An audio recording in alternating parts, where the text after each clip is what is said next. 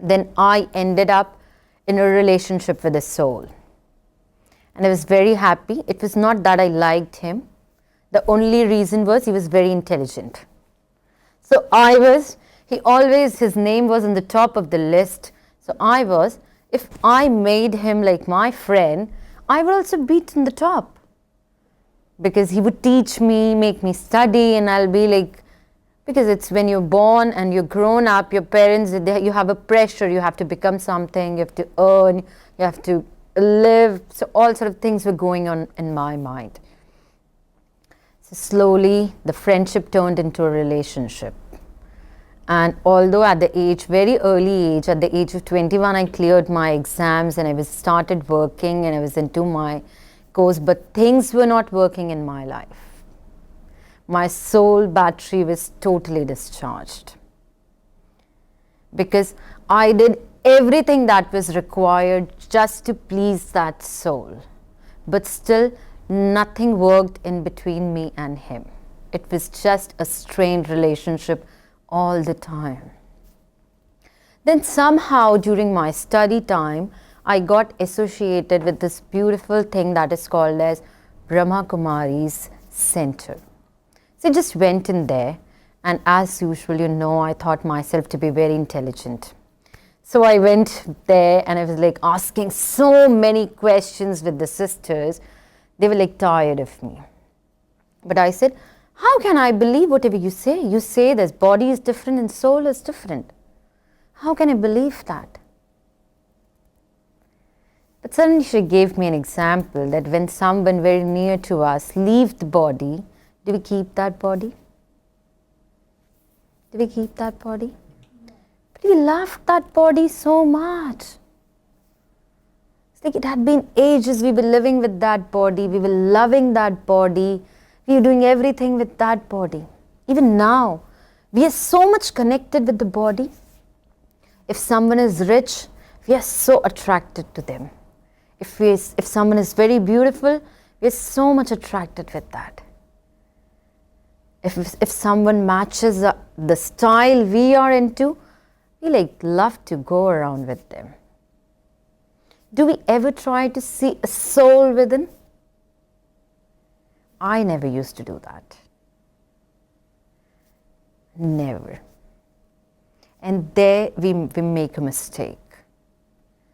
And that I realized that the body, when the soul leaves the body starts smelling. We don't even like to keep it for an hour if it's not very urgent. And everything in the body starts decaying. Everything.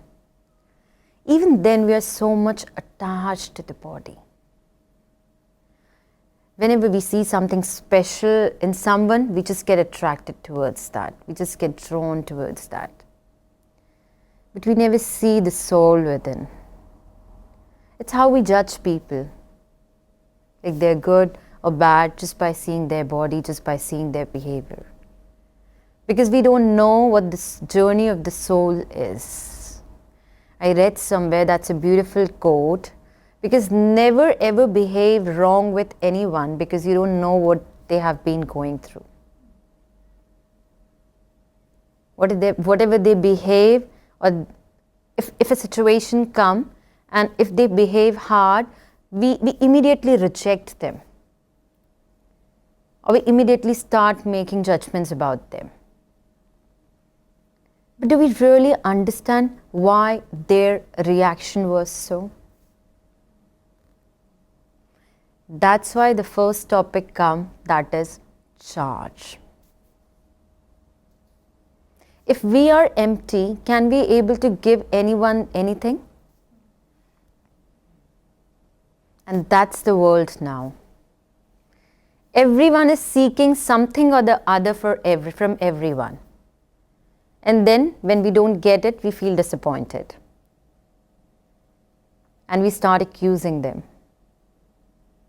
I feel that if just once she talks to me with love, I'll be so happy. But I don't know that even she is thinking the same in her mind. That just once if she talks to me with love, I'll be so happy. So if all are empty, who's going to give them what? There's no possibility. So that's why we so take care of the mobile so much.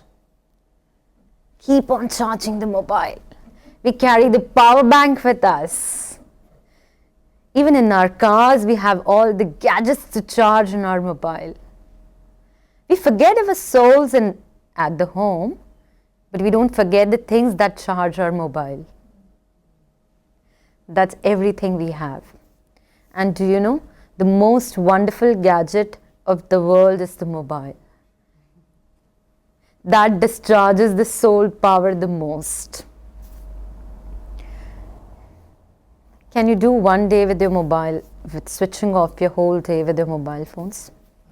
I can, good. If you can do that, that's the most wonderful thing you can do. So first is when we understand that there is a need to charge our own self, then we understand that what is the way to charge our own self. And when I asked the question that whether you need to charge your soul or the body, she said me that if you charge the soul, the body gets charged automatically. That's true. Sometimes you don't do much of physical work. You are relaxed the whole day. You just end up in an argument with your neighbor or with any of your family member, and you're still relaxing the whole day. What will be the condition of your body and mind? What it will be? It won't be that relaxed. Maybe you can have headaches. Maybe you can have some other issues. And at the end of the day, if someone asks you, how was the day? You've been relaxing the whole day. So what do you reply? Oh, I'm so heavy, my head is heavy and this, that. But you've been relaxing the whole day. So what went wrong? It's from the mind we are tired. And that's usually our life is. We are not much tired by our physical things. We are tired mostly because of our mental unwell-being. That's why you need charging in life. And there is what enters spirituality in life. Whenever I give a talk or we have students coming in for meditation, the most difficult question that is being asked to me is, meditation is so difficult.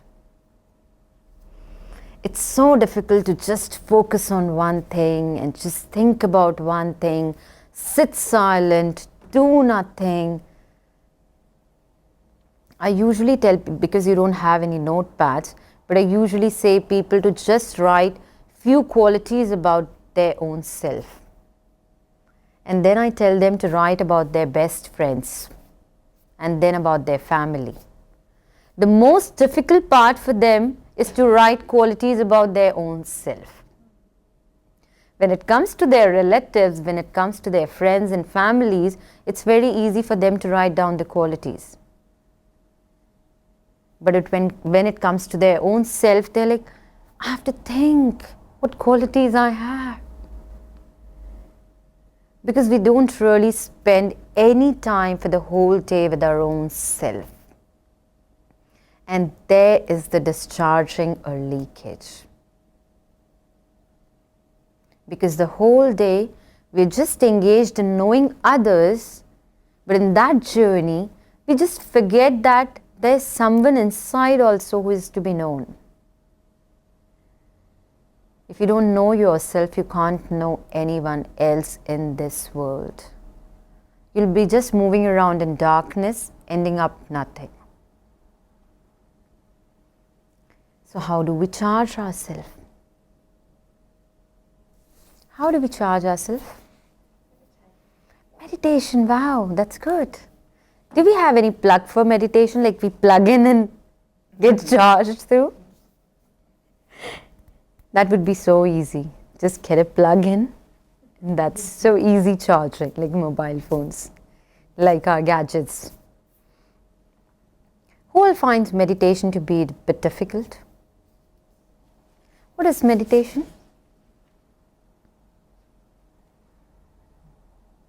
What is meditation? For me, it's connection with the universe and spirit. Good. And what's for others? To me, it's like clearing up your mind from, like you said, files, your 5,000 files. Yeah. You just clean them up. Delete them. So are you able to really clean them up? Sorry? Are you really able to clean them up? I tend to. Sometimes I think that I am able, sometimes not. And are they permanently deleted? Some of them may be temporarily deleted, at least for a few days. Until they pop up. Okay, then they pop up. There's another thing I have to discuss with this pop-up thing.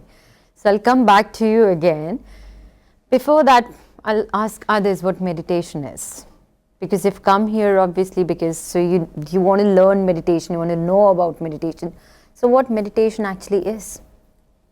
Stillness and silence. Stillness and silence. But that's difficult, isn't it? But I need that. Oh, you need that. Good. We'll make you do that. Last 15 minutes would be very interesting. I'll take you on a beautiful journey and we'll try to clear his pop-up files permanently deleted. I'll try that. To delete that. Because, in our computers, we have that option to permanently delete it even from the recycle bin. But in our minds, it's very difficult. Yeah, the whole, you can just clean up your system. But this system is still, you get pop-ups. Because there is a kind of a thing called as subconscious mind. We'll go into, yeah. I think meditation is being self-conscious, being self-aware and being connected to that eternal universe that's re-energizing your soul back. Yes, very good. Connecting to the self is actually meditation. When you actually just know about your thoughts. For that, I just say a very easy thing. That is, just take a pause in your routine. Start taking a bit pause. Like, whenever, like if I had a fight with her, it's like I keep on racing my mind about that thoughts. Because I just don't take a pause to know that what's actually going on in my mind. So the mind has a habit. Mind cannot be free, so it just keep on thinking about that thing. Why? How will this happen? So all these thoughts start popping up. So you just need to take a pause. Like, have you all seen a little baby? If he's doing some kind of mischief at a corner, and when the mother or the father starts seeing that child, he'll be a bit cautious. He'll do the mistake, he'll do the mischief, but with a bit of a tension that my mother is watching me, my father is watching me. Same as with our mind. When you start taking time and a pause and start checking what's going on in your mind, and you stop that thought. It's you check, stop and change. Just say to your mind, just stop in for a while, I'll come back to you, but let's now do it with some other thought. So, does that sound easy? No? It's just a conscious pause. Because we use our mobiles too much, so maybe we can put an alarm in the mobile for every 2 hours. Stop, check, change. Just stop. You don't need to be stopped for hours. Maybe just for a few seconds. Meanwhile, you can listen to some good music you like. You can read any good quote you like, because we are like all the time surfing social medias. And all the social media things get into our brains. So why don't we surf something good? Maybe can open Brahma Kumari's Wollongong and see some nice quote in it, read it, that's the pause is over. So easy. Is it difficult? Is it difficult? You're calling that meditation. No, I'm not calling that meditation. But that's just a step towards meditation. Yes. It's a step from bringing yourself back into the realms of your own consciousness. Yes. For example, if you have a computer and that is fully loaded with files, you need clearing up to add new things into it. Do you? If your computer is full, can you load in new files? No. You have to clear up. You don't have any option. So similarly, for our minds to get up with new thoughts, you have to clear up the old ones. You just can't keep the old ones because that won't allow you to meditate. That's the reason of your disturbance. Like I used to say that I don't do anything bad. I don't, I'm not messing up with anybody. Why my mind is always busy and clumsy and with thoughts? And because we keep on absorbing everyone's energy the whole day. And consciously or unconsciously, we keep on storing it in our heads. Like if I see her doing something wrong, even if I don't want, that's registered. Even if you don't want, it's registered. Like if two of us are passing, if someone will ask me even 10 days later, did you see that? That lady was doing that thing? Oh yes, I saw that. You also saw that? Yes, that was going on in there. I even heard in the news. So that's an automatic registration done in here. Done. So everything has a capacity. You feel your brain has an unlimited capacity to store things, but that's not. So the first thing you have to do is to check and change. Who all just wake up in the morning and just start using their phones up?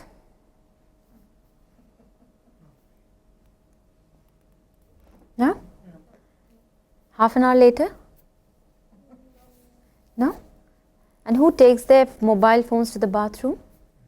No, because that's a very common practice nowadays, because I'm an Ayurvedic doctor, so plenty of patients just come in with the gut problem and they have one thing, like they go in with the mobiles in the bathroom and sitting in there for ages, just scrolling down the pages, and they come out 3-4 hours from the bathroom. That's the most common problem. And that's the problem usually with youngsters. The most common problem with youngsters. Ending up into depression and mobile things. Because through mobile, you're taking lot of informations in. And when you take a lot of informations in, you can't feed up with new thoughts. Whenever your mind is filled up with bad thoughts or tiring thoughts, you have just two options in life. Like first is, either you can empty it in full. Or second is, you can just let in all the good thoughts regularly in your mind so that the old or the tiring ones just go away. Because your mind needs thoughts. So maybe the second option is easy because I opted for the second one. Because emptying the mind is like very difficult. Because it's from childhood to this age, you've been going into so many thoughts. You meet so many people, you absorb so many energies. So emptying is very difficult. So why don't we just open a tap of good thoughts to get in our brains and then charge us? Isn't that an easy thing? You're making those other thoughts from what you're saying, like subconscious, it's subconsciously dissipating those bad thoughts. Yes, but that's... Melting them down a little. Yeah. Making them not so Yes, but that will be only when you start putting good thoughts in. You have to either read good things, or you have to take a pause and talk to yourself that what good things are. Start appreciating your own self. That we usually don't do. I call it as my me time. If you are from Wollongong, you're very lucky you have the big, beautiful beach in here. Just go in there, sit, relax, and just maybe you can take a paper and pen and just write down your good qualities, your positive things. Maybe others may feel you are not worth it. You're not good for anything. But you know everyone has a quality. And people can't judge you. People can't put tags in you. It's me who have to decide what my qualities are. Because if I start thinking about my positives, I'll become positive. And if I will be thinking about what the negative things people and what the negative tags people are putting on me, I will be negative. Because you work in that direction.